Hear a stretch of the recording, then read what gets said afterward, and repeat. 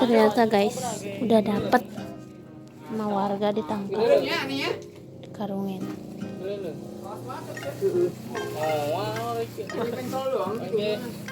Pentol.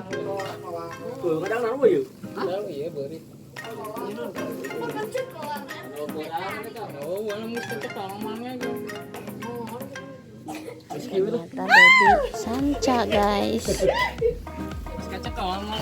Alhamdulillah tadi sebenarnya sih agak masih apa namanya, masih sedikit agak capek ya tadi.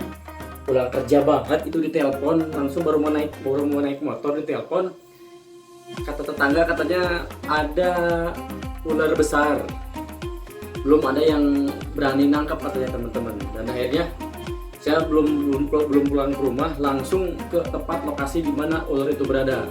Karena memang tetangga saya itu memang udah tahu kalau saya itu sering rescue ular teman-teman. Nah, saya tuh bergegas cepat-cepat ke sana, buru-buru itu takut si ularnya itu ular tidak berbahaya, tidak berbisa. Akhirnya kan kalau masyarakat awam itu langsung dibunuh. Nah, saya langsung bergegas ke sana dan alhamdulillah pas ke sana tadi itu udah dimasukin ke karung. Karena memang masyarakat di sana, warga di sana itu nggak berani megang. Bahkan ada yang bilang ini ular seperti ular viper atau ular tanah teman-teman. Penasaran, kita lihat ya hasil rescue tadi teman-teman.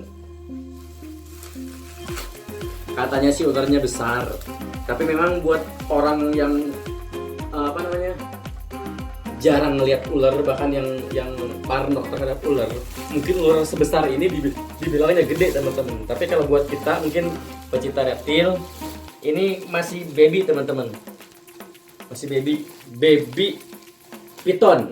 Tuh, dia ditemukan itu sudah badannya ini sudah besar ini teman-teman, sudah sebesar ini karena memang sepertinya dia memangsa tikus teman-teman tuh.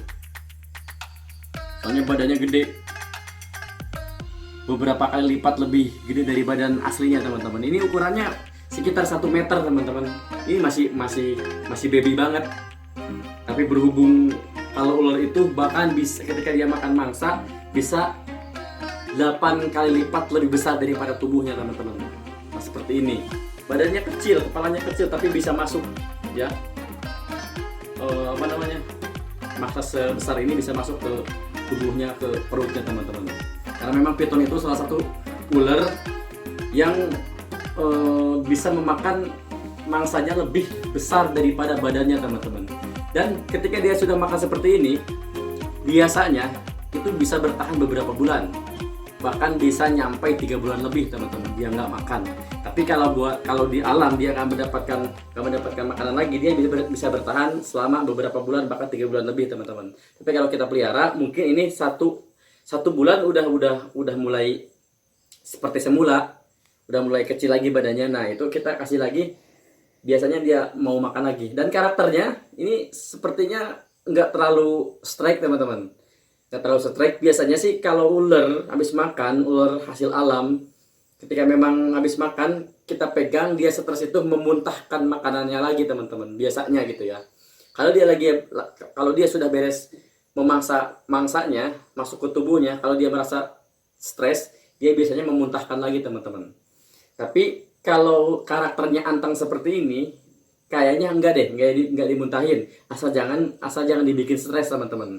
Biasanya jenis ular itu kalau lagi makan dia stres, dia muntahin. Kalau lagi nggak makan dia pup atau mengeluarkan kotoran. Itu bentuk kalau dia itu stres teman-teman.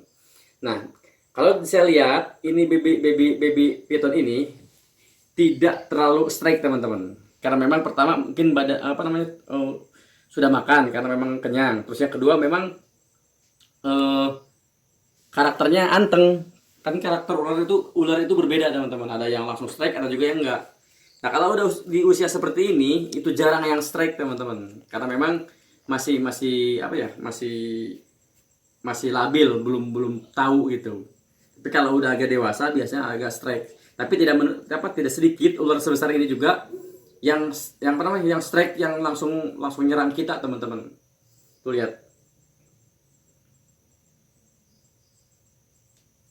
Oke teman-teman, buat teman-teman ketika memang menemukan ular, teman-teman harus cari tahu dulu ular itu berbisa atau enggak, berbahaya atau tidak. Sekalipun memang itu memang benar-benar berbahaya, kalau memang di lingkungan itu ada orang yang bisa merescue ular, tolong dihubungin aja. Karena memang walaupun dia berbisa dan berbahaya, itu ular punya hak hidup di muka bumi ini sama seperti kita teman-teman. Dan dalam sejarah dicatat bahwa belum ada ular itu membunuh manusia itu dengan niat dia untuk membunuh manusia, tidak, atau mencelakai manusia.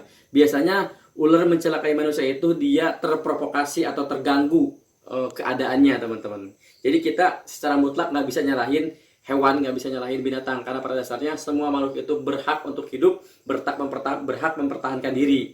Nah, ular itu mematok manusia itu salah satu bentuk pertahanan dia.